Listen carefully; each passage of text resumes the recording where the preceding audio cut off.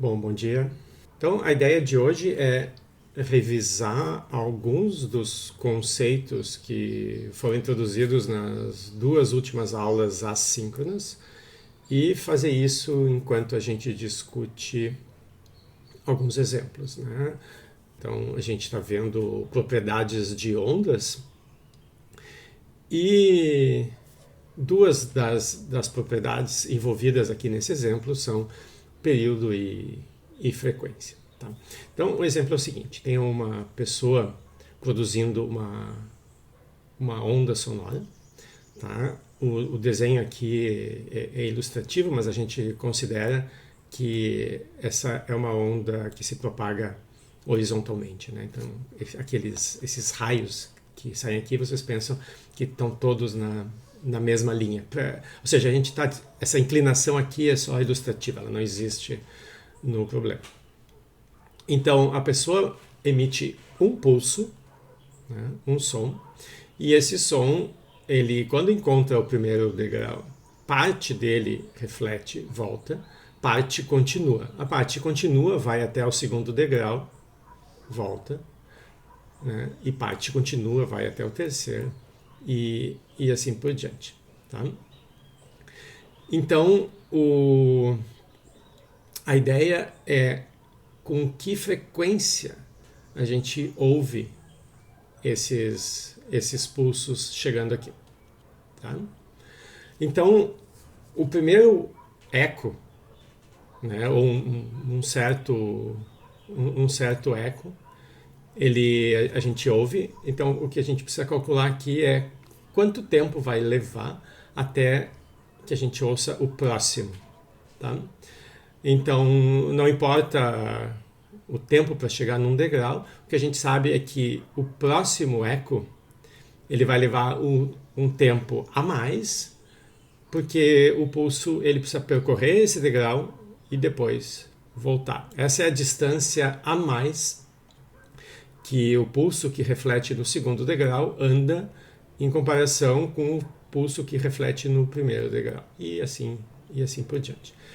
Então, como a gente sabe a velocidade do som no ar, então aqui, né, não lembro se eu usei 340, 343. Então, a velocidade, né, é distância por tempo, então tempo é a distância por velocidade. A distância é a distância para ir e para voltar. A largura do degrau aqui é ômega, então a distância percorrida é W, né? Então a distância percorrida é 2W dividido pela velocidade. Com isso a gente acha o tempo. O tempo entre esses dois pulsos. Isso é o período. Tá? A frequência, como a gente discutiu lá nos vídeos e no texto, é o inverso desse período, então é V sobre 2W, e com isso a gente acha a frequência com que a gente ouve esses pulsos. Tá? Então, as ondas que a gente está discutindo aqui, elas consistem nessa propagação de algum sinal, de algum pulso. E então aqui ocorre a propagação que ocorre aqui basicamente é propagação de informação, né, mas não de matéria. Quando a gente fala, a onda de som que a gente emite, ou quando a gente faz uma perturbação numa corda ou numa mola, todas essas ondas elas transmitem a informação de que um pulso está sendo propagado, né? Ou seja, é a perturbação que a gente faz numa região, né? Num ponto localizado do espaço. Esse pulso ele vai se deslocar sem transportar junto com ele massa. Né? Então, quando a gente pega uma corda, né, e dá aquela puxada para cima e abaixo, e a gente enxerga aquela corcova se deslocando, a gente obviamente percebe que os pedaços da corda eles não saem do lugar ao longo da corda. Eles levantam e descem, né, mas não tem uma transferência óbvia, né, de pedaços da corda. A mesma coisa numa mola. Não é tão óbvio no ar, numa onda sonora, porque a gente não observa, quer dizer, a gente observa, mas a gente não enxerga com os nossos sentidos o que está acontecendo com o meio, né? O meio é transparente e para nós é invisível a olho nu. Então não é tão óbvio que quando a gente fala não há transporte de ar até a pessoa, né? Ou de vírus, até a pessoa que tá nos ouvindo. Então a gente vai discutir as ondas sonoras mais adiante, mas as ondas sonoras elas têm uma natureza um pouco diferente das ondas numa corda, né? Então, enquanto na corda o nosso pulso, ele, ao se propagar, ele levanta e abaixa os pedaços da corda, né? Então a gente tem uma coisa assim que se propaga, né? E esse pulso ele sobe e desce, né? E isso então é o que se chama de uma onda transversal. Os pedaços, os elementos do meio, o movimento que eles fazem é numa direção ortogonal à direção de propagação. Então a direção de propagação é horizontal e de deslocamento aqui é vertical. Essas duas direções são ortogonais, então isso é uma onda transversal.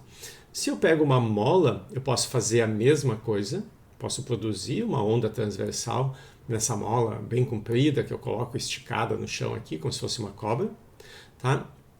Mas eu posso produzir outro tipo de onda que é, ao invés de levantar e baixar essa extremidade aqui, eu posso produzir um pulso empurrando e puxando a minha mola, tá?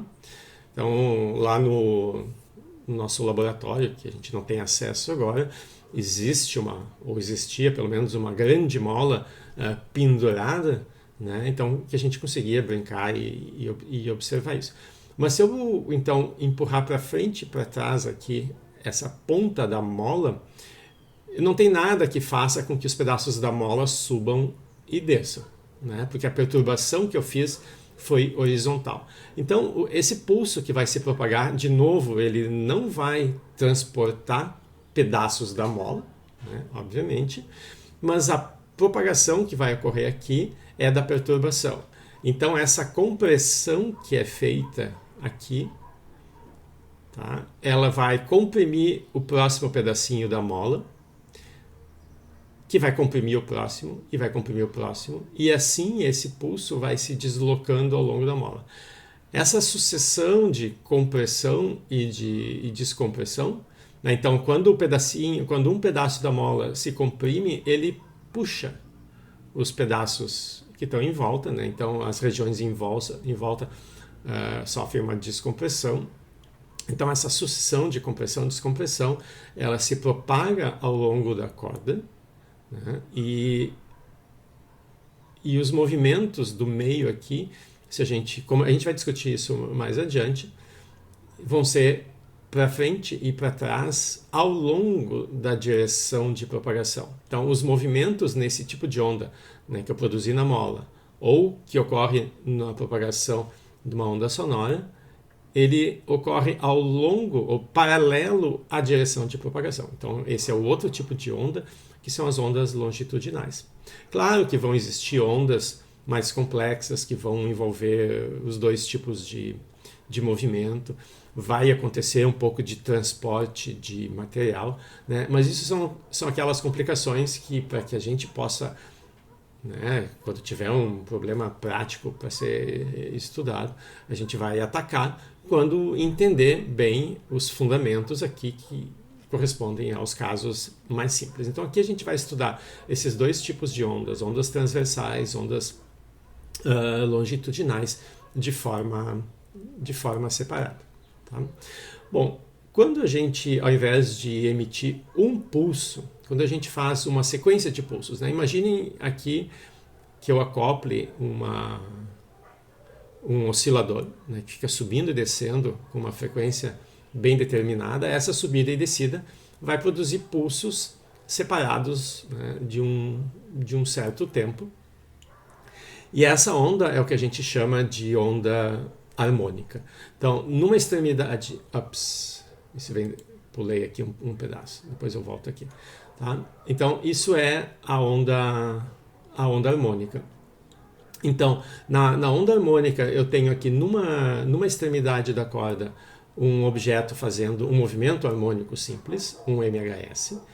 E esse movimento harmônico simples, como essa perturbação, né? Se vocês têm um MHS lá, que, como foi estudado na Física 1, uma massa acoplada a uma mola, vocês simplesmente veem esse sistema oscilando. Aqui, como esse oscilador está acoplado a uma corda, movimento numa ponta vai disparar pulsos que vão se propagar ao longo de toda a corda. Então esses pulsos vão viajar e o que a gente vai observar na corda é a formação desse padrão senoidal, cossenoidal, né? Seno e cosseno são a mesma função, né? A gente pode passar de um seno para um cosseno simplesmente acrescentando 90 graus aqui, né? Então um seno e um cosseno, eles são a mesma função, só que defasadas por 90 graus. O que acontece com um vai acontecer com o outro um pouco depois, né? Então a gente pode escolher descrever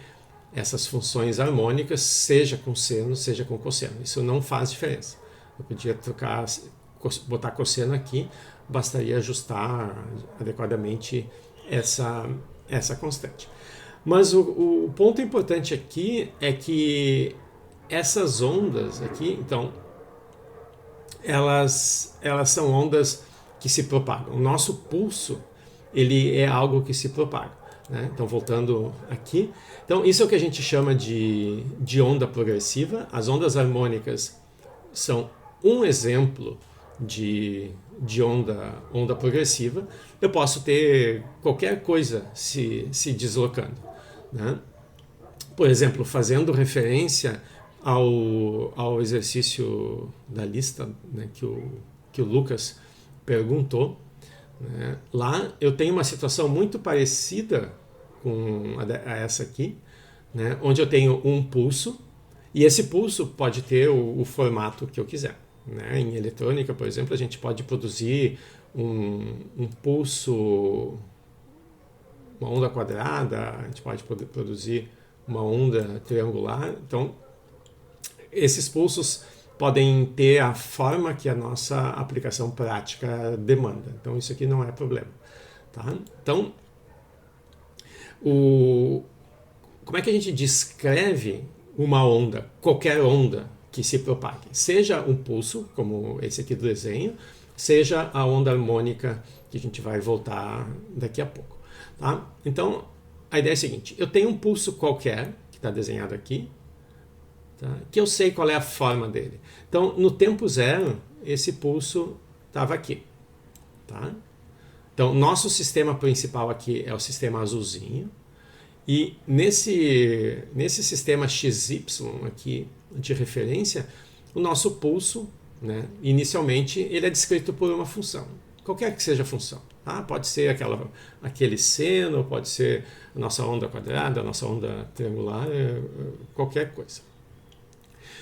Bom, o que acontece? Esse pulso, ele se desloca. Ele tem uma velocidade v, né, que é esse v que aparece depois. Então, num tempo depois, esse pulso está aqui, né?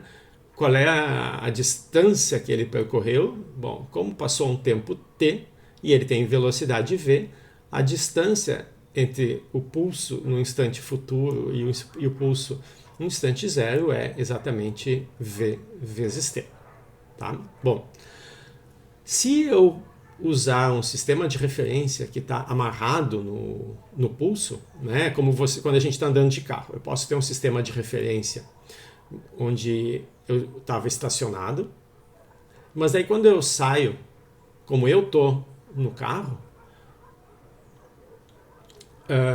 eu posso, me convém mais descrever o sistema com um sistema de referência que está acoplado ao carro, né? Porque eu estou observando o que está acontecendo a partir do carro.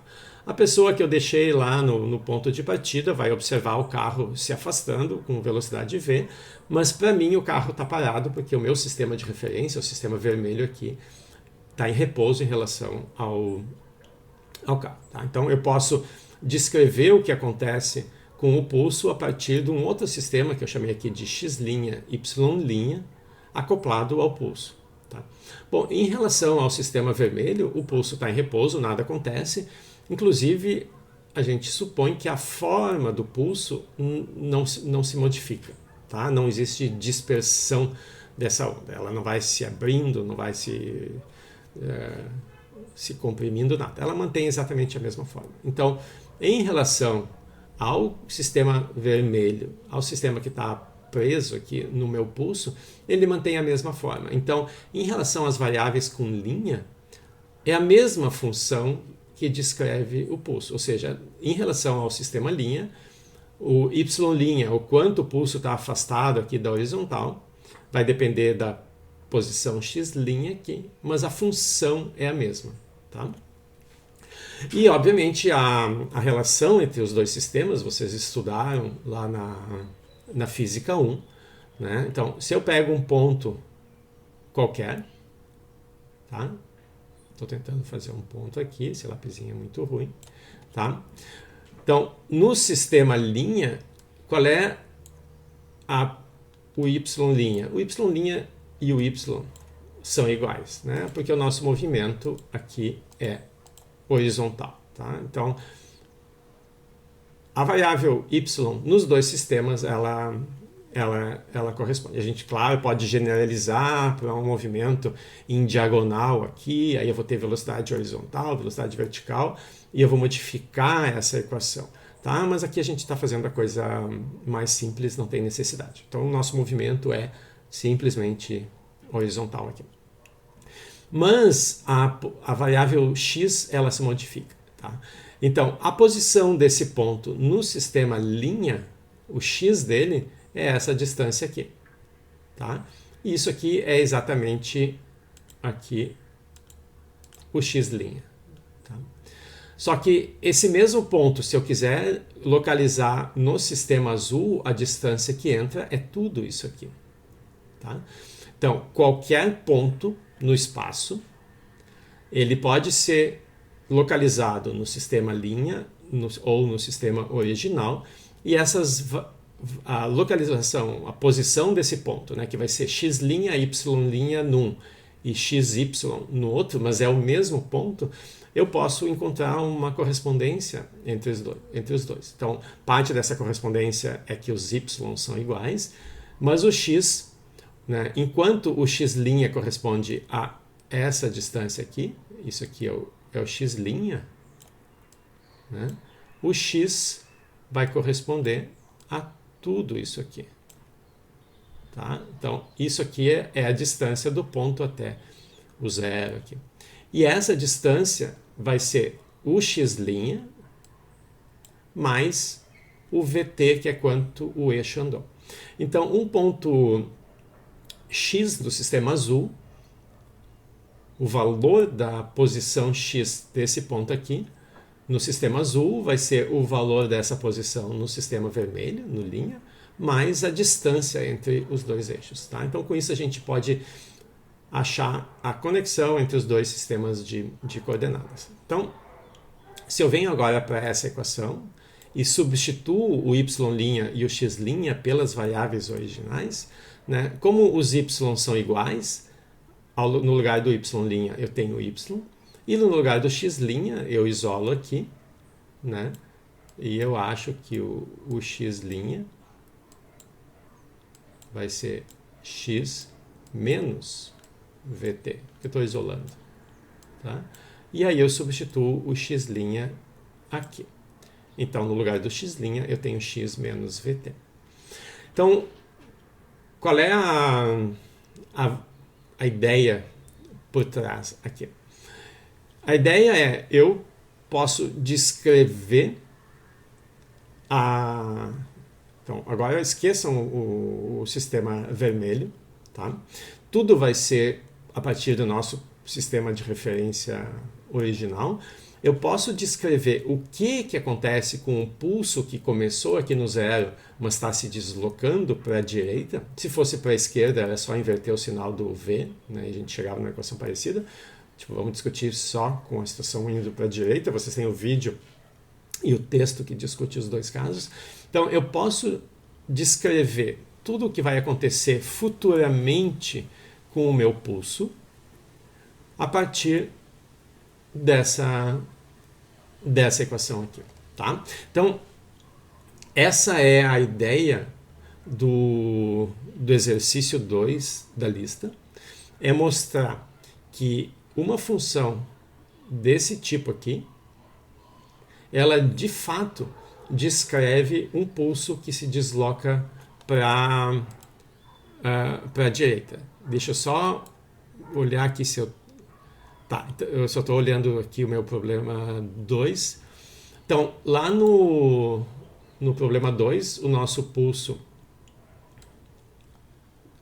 ele tem uma cara assim.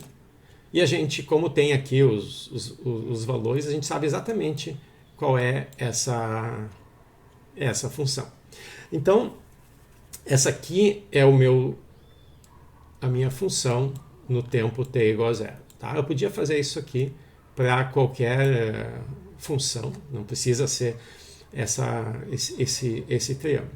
Tá? E o que o problema pede é para fazer o gráfico da função x menos 5t para diferentes valores do tempo. Então, a ideia aqui é ilustrar, convencer vocês que, de fato, uma função desse tipo aqui vai descrever o movimento desse pulso para a direita. Então, quando o sinal é de menos, o movimento é para a direita, como a gente usou aqui. O sinal de menos apareceu porque a gente isolou o x', o VT passou para o outro lado. Né? Então, se a gente pegar nas unidades desse gráfico e fizer o gráfico 1 segundo depois, aquele pulso vai ter se deslocado. Vamos supor que esse 5 aqui, não lembro lá, se era metros por segundo. Esse pulso aqui vai estar, ou centímetros, não importa, ele vai estar 5 unidades de comprimento para a direita. Então, qual é a ideia aqui? Deixa eu pegar o valor aqui. O pico lá no nosso exemplo acontecia no ponto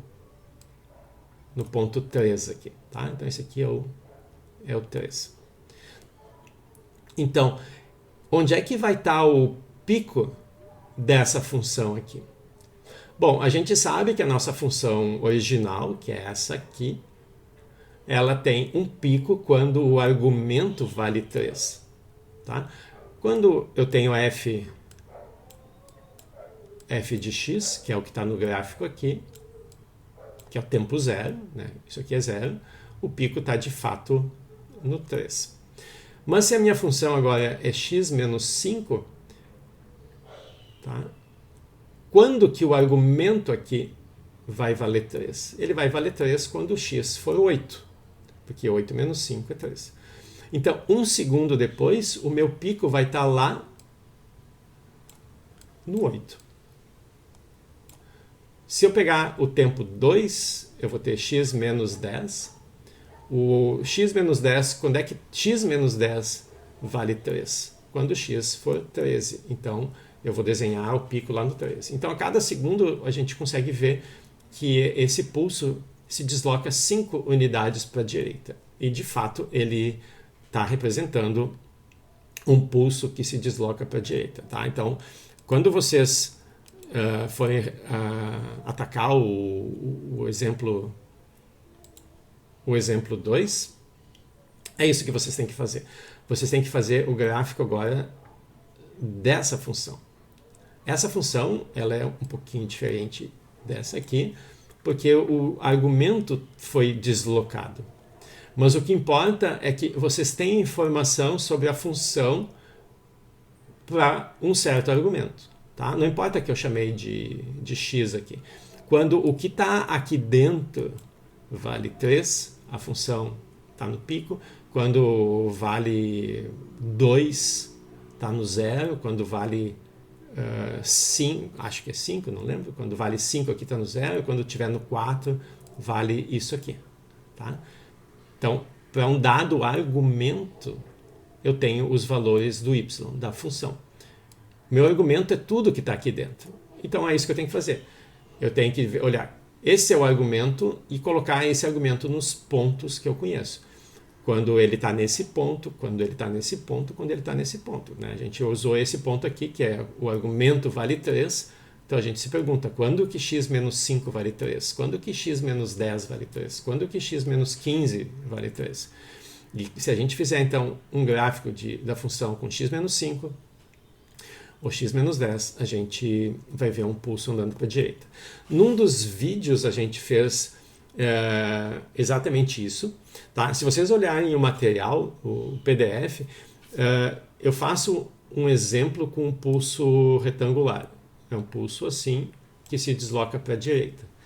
No PDF, obviamente, estático, eu represento esse pulso em 2 tempos, então ele aparece assim. Mas no vídeo eu mostro à medida que o tempo passa. Então a gente vê esse pulso andando para a direita, tá? Então, Lucas, vamos ver se essa informação aqui te esclarece um pouco como se resolve o 2, senão a gente discute um pouco mais no final, ou depois a gente se escreve. Tá ótimo. Tá bom? Então, quando a gente tem uma onda que se desloca para a direita, uma onda progressiva, né? Ondas progressivas podem se deslocar para a direita, para a esquerda, em qualquer direção. O importante é que elas se deslocam, tá?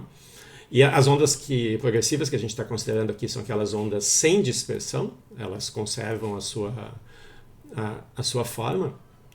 Qualquer que seja a função que descreve a forma da onda, seja um retângulo, seja um triângulo, seja o seno que a gente vai ver depois, como essa onda ela é espalhada no espaço e se desloca no tempo, ela vai depender de 2 variáveis que são x e t. Então, o que essa informação está nos dizendo é que para que uma onda possa ser chamada de progressiva, para que ela se desloque para um lado ou para o outro, ela não pode depender de x e t de qualquer maneira. Né? Ou seja, o fato da onda ser progressiva amarra as variáveis posição e tempo de tal forma que sempre que elas aparecerem na função que descreve a forma dessa onda, elas vão aparecer desse jeito, como x menos vt ou x mais vt, ou as duas coisas ao mesmo tempo, também é possível. Tá? Mas eu não posso ter, se eu tiver uma função desse tipo aqui, significa que eu não tenho como separar isso aqui numa função, vamos chamar h de x. Tá? Nós temos que mudar, eu vou ter que mudar esse sistema aqui, é muito ruim, vezes uma outra função g de t. Tá? Eu não posso fazer isso. Ou seja, x e tempo vão estar amarrados de tal maneira que eu não consigo separar os dois desse jeito. Se eu conseguir separar, a minha onda já não vai mais ser uma onda progressiva. A gente vai ver que existem outros tipos de ondas que recaem numa situação como essas, e de fato, se eu fico olhando para essa onda à medida que o tempo passa, a gente não vê um deslocamento dos pulsos. Tá? A gente vai discutir isso mais adiante. Então vamos voltar para a nossa onda harmônica aqui. Então isso aqui é uma onda progressiva que se desloca no tempo. Então esse gráfico aqui, como a nossa função tem 2 variáveis, num gráfico bidimensional eu tenho que escolher uma das duas. Então eu escolhi ficar olhando para um pedacinho da corda, tá? O pedacinho que está no x igual a 0. Não faz muita diferença, porque todos os pedaços da corda vão fazer a mesma coisa. E eu olho o que aquele pedacinho da corda no x igual a 0 faz à medida que o tempo passa. Então, à medida que o tempo passa, esse pedacinho sobe, desce de novo, e faz isso periodicamente. Tá? Então, como essa onda aqui ela vai ter uma forma senoidal, tá? Porque o movimento que deu origem a essa onda era um movimento harmônico simples, a gente chama isso aqui de onda harmônica. Por que os movimentos do pedacinho de corda são para cima e para baixo, enquanto a onda se desloca da esquerda para a direita? Essa onda é dita aqui transversal, tá? Então, o máximo que o pedacinho da corda se desloca da posição de equilíbrio aqui é 4 centímetros para cima ou 4 centímetros para baixo. Essa máxima distância, o módulo disso aqui, tá?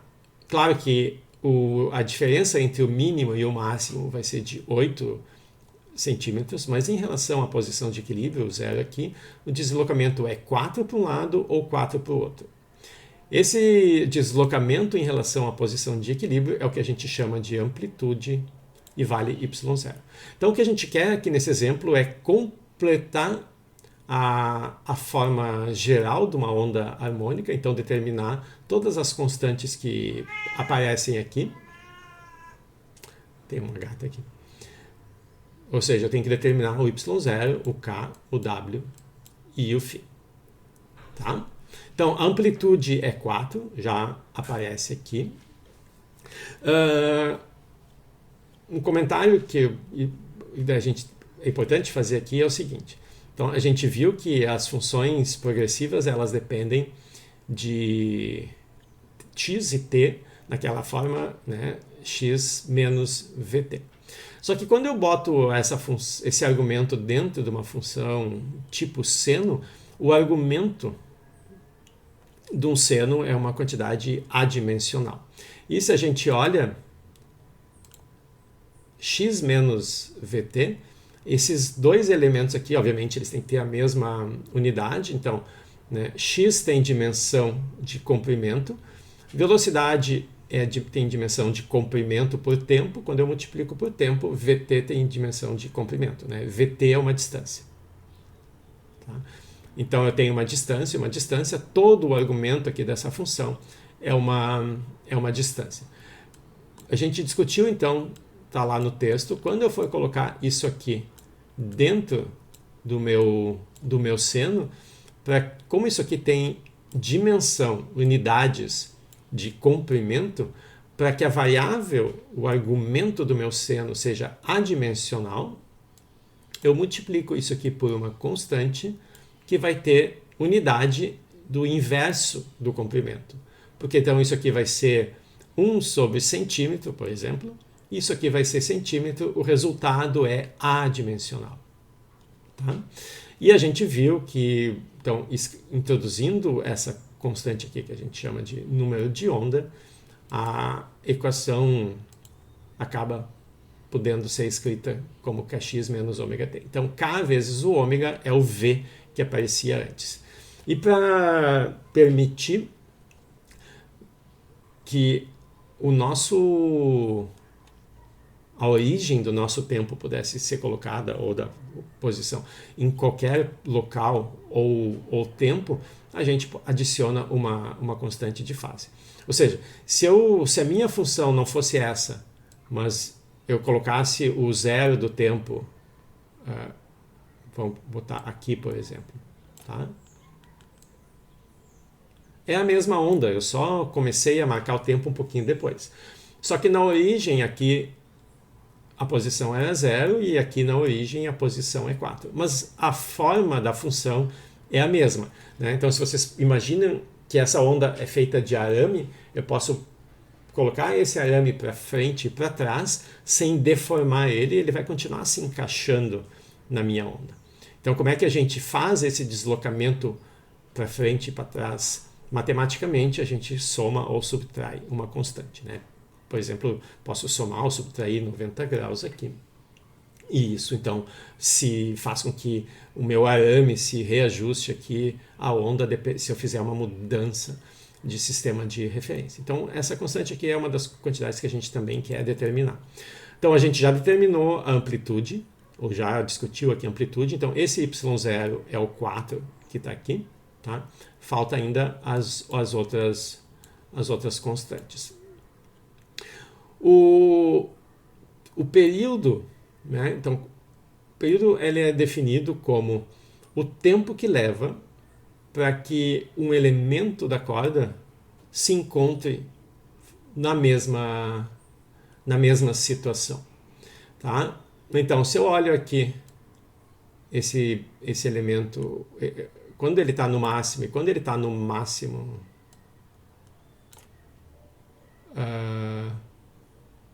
aqui de novo, tá?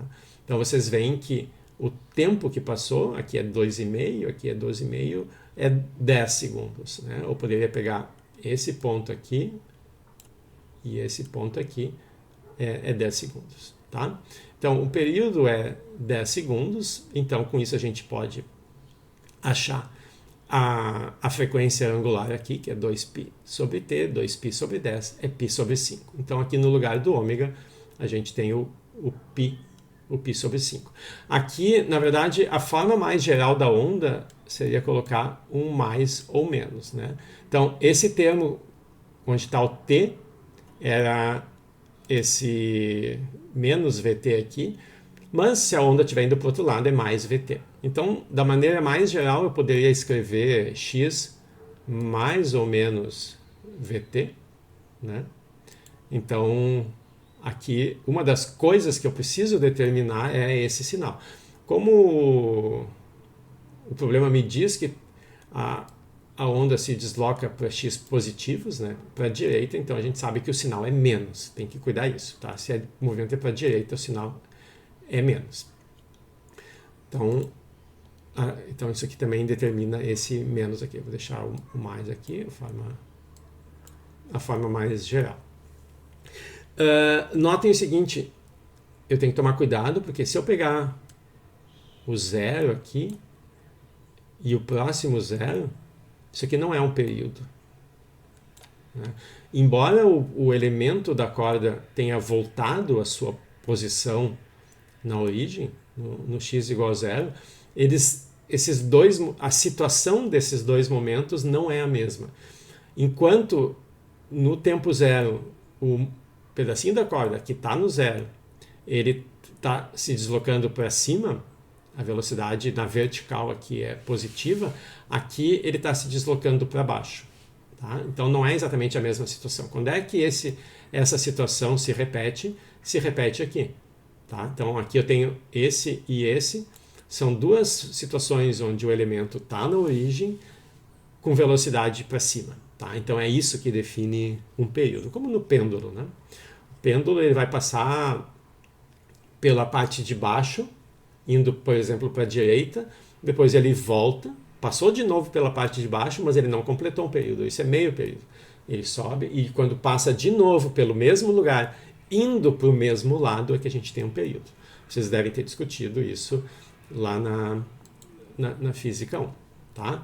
Bom, a outra informação que a gente pode completar aqui é o número de onda, que é 2π dividido pelo comprimento de onda. Então, o comprimento de onda é o análogo do período quando eu olho o gráfico em relação ao x. Então, esse gráfico aqui corresponde a um filme que eu fiz da minha onda.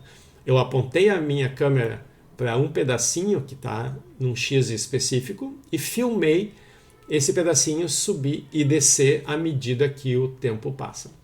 Mas se eu agora olho a minha onda e bato uma foto, então eu tenho a posição de todos os elementos no mesmo instante de tempo, né? Então, se eu fizer agora aqui o gráfico em relação a x, essa é a minha foto, tá? Então, a foto vai corresponder a um tempo específico e eu posso olhar todos os pedacinhos onde eles estão naquele tempo específico. E eu vou ter alguns pedaços no máximo, alguns no mínimo, alguns no zero. Então, o comprimento de onda, parecido com o período, vai ser a distância entre dois máximos, entre dois mínimos, né, ou entre dois pontos aqui no zero, né, entre dois pontos na mesma situação. Então, isso é o comprimento de onda que o exercício me diz quanto vale.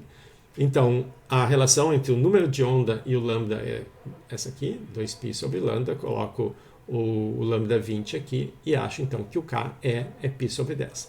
Então, eu já determinei essas três constantes que em geral são simples de de serem achadas.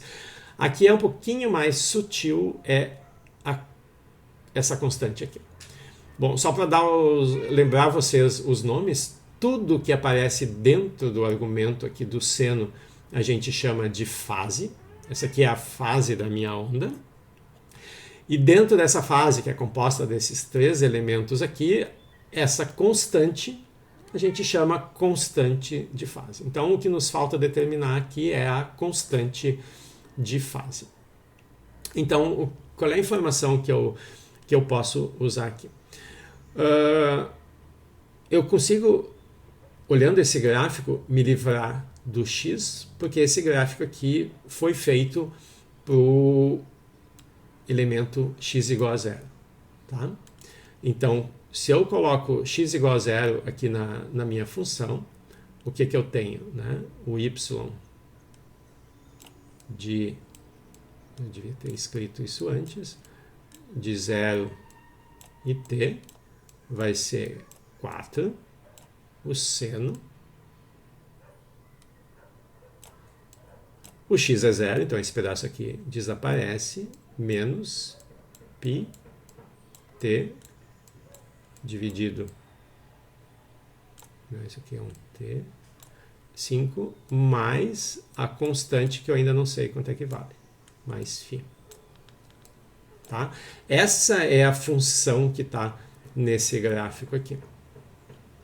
Tá? Bom, essa função, a variável, que é o t, aparece com um sinal de menos. Né? Vocês lembram, se eu quiser escrever isso aqui como π vezes t sobre 5 menos φ, eu posso tirar o menos aqui para fora. Né? A função y ela é uma função ímpar. Mas daí a minha função ela vem aqui para baixo. Então, o ponto aqui é, eu sei que essa função, como aqui na origem eu tenho um 0,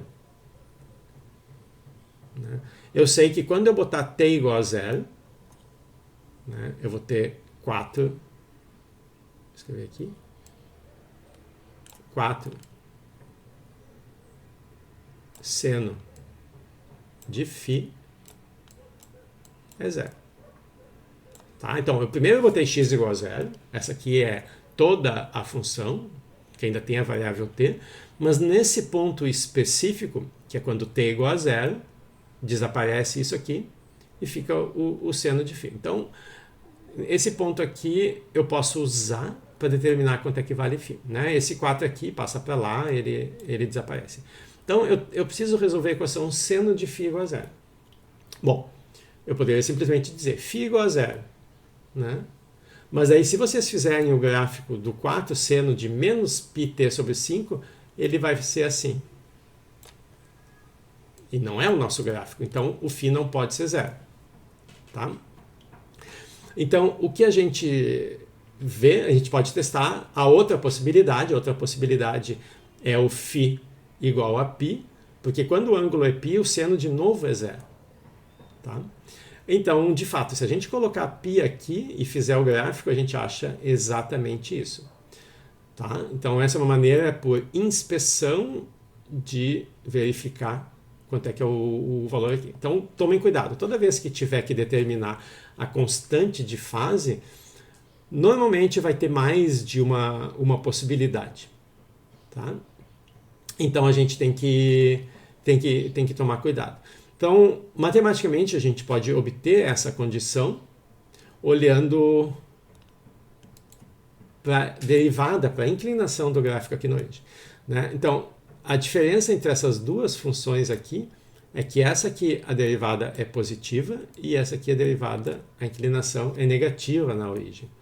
Então, a gente pode pegar essa função aqui, né? Então, colocando x igual a 0, então eu já corto esse pedaço aqui, eu pego essa função aqui, que é a que está no gráfico, calculo a derivada desse seno, vai aparecer um cosseno, tá? Mas calculo, e vai sair o menos π sobre 5, vai sair aqui. Tá? E calculo essa derivada no tempo igual a 0. E aí, então, fica só o φ aqui. E essa essa derivada no gráfico que nos interessa tem que ser positivo, mas eu tenho esse sinal de menos. Então eu preciso que o cosseno também seja negativo para que com esse menos o resultado seja positivo. Né? O cosseno de zero é 1, é positivo, então não serve, mas o cosseno de π é menos 1, com esse menos satisfaz a nossa condição. Então, se a gente impõe a condição de que a inclinação aqui seja positiva, a gente acha que a constante de fase tem que ser π. Tá? Então, isso aqui é a maneira matemática de fazer isso, mas vocês veem que por inspeção a gente então, colocou, né, x igual a zero e o t igual a zero, e achou também a constante de fase, tá? Que reproduzia esse gráfico. Tá?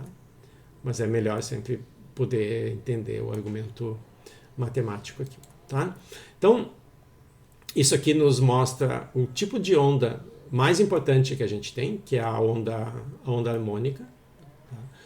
Que segue, então, que é produzida por uma fonte que realiza um movimento harmônico simples, daí vem o nome, tá? E tem essa forma geral aqui com o sinal de mais. Então essa aqui é a função que descreve todas as ondas harmônicas. Por que essa função ela é importante?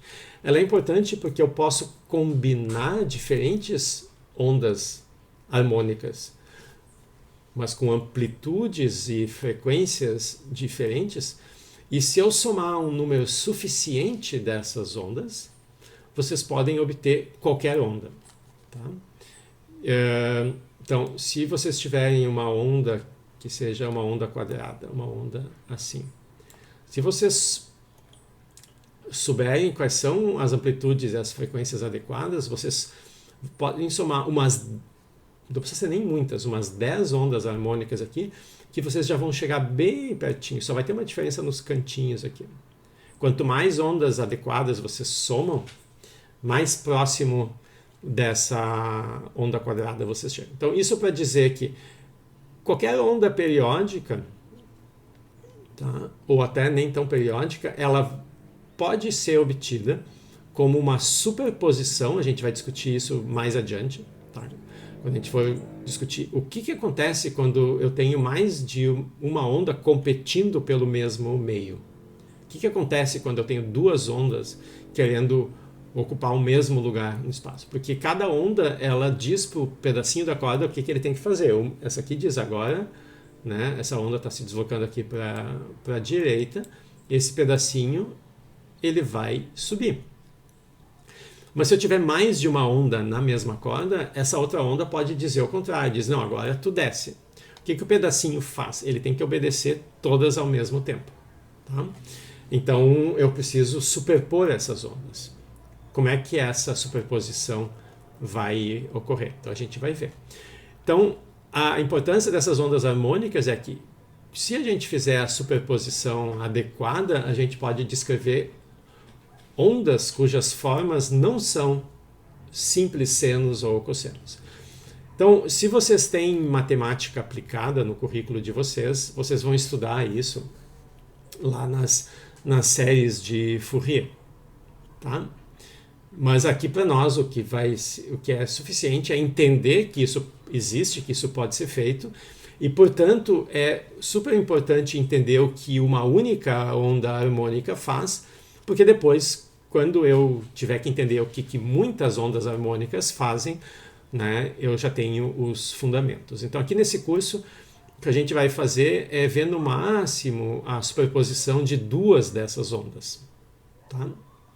Que já vai nos dar um monte de fenômenos físicos interessantes. Tá? E, por fim, o último ponto que eu queria discutir é a questão da propagação de energia numa onda dessas. Então, como eu tenho uma propagação de um pulso, ou de uma sequência de pulsos, esses pulsos carregam energia. Né?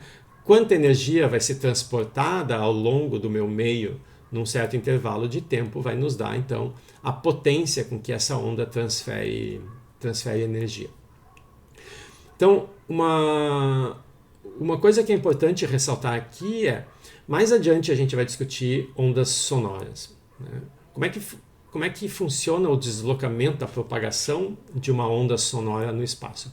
Eu falo aqui e as pessoas que estão no mesmo ambiente, elas vão me ouvir, não importa se a pessoa está à minha direita, à minha esquerda, na frente ou atrás. A onda que eu produzo é uma onda que se propaga em todas as direções. É uma onda esférica, né? A energia que eu coloquei na minha onda, ela vai se propagar, então, em todas as direções. Então, imaginem um balão sendo enchido, né? Tem uma certa quantidade de massa na superfície desse balão e à medida que ele vai enchendo, a densidade vai diminuindo. A borracha vai ficando cada vez mais fina, porque a mesma quantidade de borracha agora tem que cobrir uma superfície que é muito maior. A mesma coisa vale para a energia da onda. A quantidade de energia que eu dei para a minha onda, quando eu digo A, né, é uma quantidade bem determinada, e à medida que a onda se propaga, como todo mundo que tiver, né, em qualquer ponto dessa superfície vai poder ouvir o meu A, essa energia é constante. Mas como ela vai ter que se espalhar como uma borracha sobre a superfície dessa onda, à medida que eu me afasto, ou a pessoa que está ouvindo estiver mais afastada de mim, cada vez ela vai ouvir uma intensidade menor, porque menos energia está sendo recebida aqui nessa área que corresponde ao ouvido. Então, numa onda que se desloca, né, a partir de um ponto, então, que é uma superfície, a potência, a quantidade de energia que vai sendo recebida em pontos cada vez mais distantes vai diminuindo. Na nossa onda unidimensional, isso aqui não acontece. Então, imaginem que vocês tenham um tubo, né, ou a corda. Aquele pulso que se propaga na corda, que está carregando a energia, como a gente não tem dispersão, não tem deformação dessa onda, ele vai carregar essa quantidade de energia sempre. Se a pessoa tiver a 1 metro, a 10 metros ou a 100 metros, né, a nossa corda ideal, que não vai perdendo energia, a energia que foi colocada naquele pulso vai ser recebida lá na outra ponta sem ter perdido nada, tá? Então essa situação aqui é diferente, eu não tenho essa dependência da região que a onda ocupa, como a gente vai ter depois ao estudar ondas sonoras, tá? E a gente viu num dos vídeos e lá no texto da aula, que quando eu tenho um pulso que se desloca aqui na minha onda, eu tenho as duas formas de energia. Eu tenho energia cinética e energia potencial. Energia cinética porque esse elemento aqui ele está se deslocando para cima e para baixo, como no sistema massa-mola, né? A minha massa sobe e desce, ou vai de um lado para o outro. Como a minha massa tem que mudar o sentido da velocidade, como esse elemento que está indo para cima, ele tem que parar para depois poder descer. O módulo da velocidade aqui é variável, né? A velocidade vai ser máxima quando ele passa aqui pela origem, mas ela vai ser mínima aqui nas extremidades, porque a velocidade aqui é zero, porque são os pontos de retorno. Então, cada elemento de massa vai ter uma energia cinética que vai depender do tempo, dependendo de onde na onda esse elemento está. Mas a onda é um objeto que é espacialmente distribuído. Então, quando a gente fala em energia, a gente está se referindo à energia da onda. Então, é a energia ao longo de toda a região da corda ocupada pela minha onda, tá? Então, a energia que se conserva aqui, ao contrário do sistema massa-mola, no sistema massa-mola eu tinha uma massa que podia ter energia cinética, uma mola que não tinha massa, então, mas podia ter energia potencial porque ela podia se esticar ou não.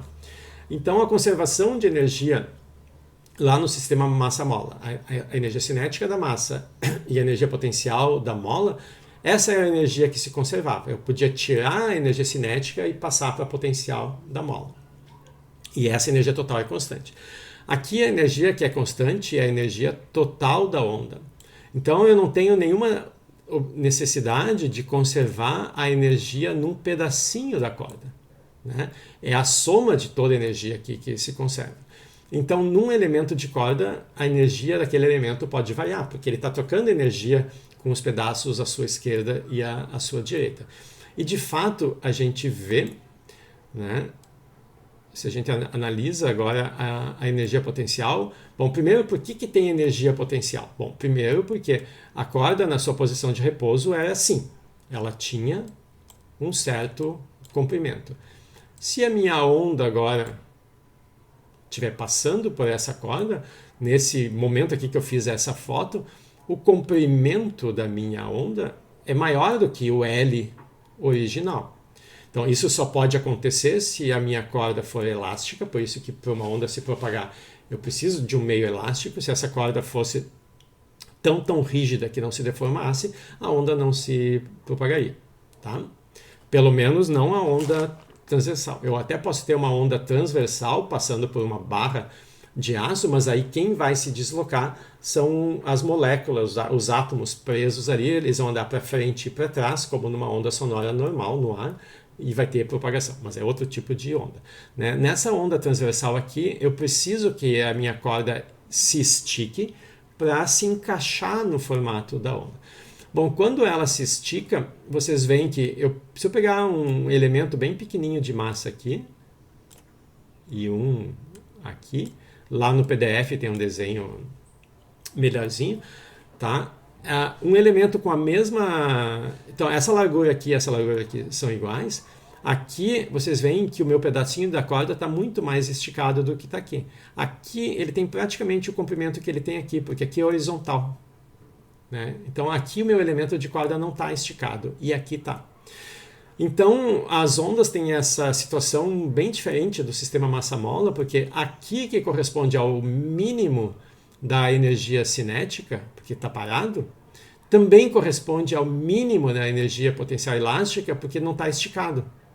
E aqui que corresponde ao máximo da energia cinética, porque a velocidade é máxima, está passando pela origem, também corresponde ao máximo da energia potencial elástica, porque é o máximo de esticamento. Tá? Então, eu tenho essa situação, mas isso não viola a conservação de energia, porque quem conserva a energia é a corda. É a soma de toda a energia cinética e potencial distribuídas ao longo da corda que precisa se conservar. Então, não tem tem, né, essa coisa diferente, interessante, mas não é nenhum paradoxo. Tá? E para calcular, então, a potência que está sendo transmitida, a quantidade de energia por tempo, nessa onda a gente discutiu lá e obteve, exatamente fazendo o cálculo de quanta energia cinética estava distribuída ao longo da corda e quanta energia potencial estava distribuída ao longo da corda, a gente obtinha a potência, né, propagada por uma onda. Então, o que importa aqui é que, obviamente, a potência depende aqui do quadrado da amplitude e também depende, né, dessas outras quantidades aqui. Então, isso aqui é uma propriedade, a densidade é a densidade da corda. Então, uma vez que eu escolhi o meu meio, não importa qual é a onda que eu vou produzir, essa quantidade que não depende da onda. Então, ela é sempre a mesma, né? Quando eu escolhi a corda, a densidade está determinada. Quando eu estiquei a corda, como a gente viu também, isso junto com a densidade, então a densidade e a tensão na corda determina a velocidade. Então, no momento que eu preparei o meu meio para transportar uma onda, essas duas quantidades aqui já estão fixas, tá? Mi e V não dependem da onda. A parte que depende das características da onda são essas duas, tá? Então, a potência transportada pela onda depende a gente costuma dizer que a potência transportada pela onda depende da sua amplitude e da sua frequência, nessa forma, elevado ao quadrado. Né? Porque, obviamente, depende de mi e v, mas não são propriedades da onda. Tá? Então, aqui eu tenho um exemplo simples, né, que é pura substituição dos valores, né? A gente dá, por exemplo, a massa que uma corda de 2 metros tem, então com isso a gente calcula a densidade, substitui aqui. A gente diz também o quanto a corda está esticada e junto com a densidade a gente acha a velocidade, que é o outro elemento que falta. E a gente precisa também de informação sobre a onda que vai ser colocada em cima dessa onda. Tá? Então a amplitude aparece aqui e com a frequência a gente acha a frequência angular, que é a outra quantidade. Então, substituindo tudo isso, né, nas unidades do sistema internacional, então a gente acha então que a potência vai ser cerca de 200 joules por segundo, 200 watts aqui. Tá? Mas o ponto desse exemplo que eu queria ressaltar é exatamente como a energia cinética e a energia potencial estão distribuídas aqui ao longo dessa onda, e vocês veem que essa potência aqui ela não está sendo modificada. Então, essa potência, se ocorresse né, eu poderia dizer, bom, essa aqui é a potência produzida no momento em que a onda é emitida, e bom, se essa energia por tempo fosse colocada numa onda, né, que se espalhasse sobre uma superfície, que não é o caso da onda unidimensional, eu teria que levar em conta também a área da região que vai receber.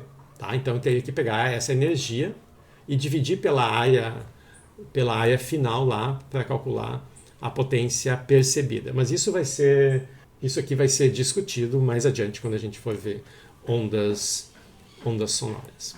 Tá bom? Alguma pergunta sobre esses exemplos? Então, bom feriado para vocês. Aproveitem como puderem.